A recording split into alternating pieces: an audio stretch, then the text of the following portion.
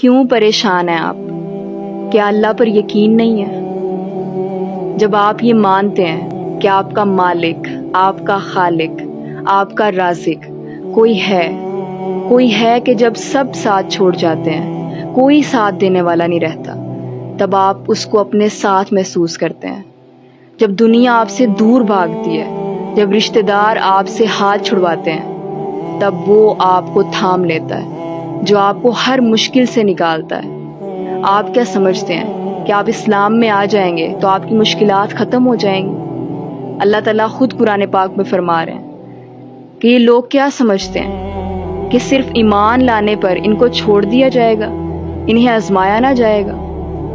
اسلام میں آنے کے بعد بھی مشکلات آئیں گی، لیکن ان مشکلات میں صبر کرنا آسان ہو جائے گا، کیونکہ آپ کو اللہ پر توکل ہوگا، آپ کا یقین پختہ ہوگا کہ کچھ بھی میرے ساتھ ہو جائے، میرے ساتھ اللہ ہے، وہ کبھی مجھے تنہا نہیں چھوڑے گا، وہ ہمیشہ میرے ساتھ ہے۔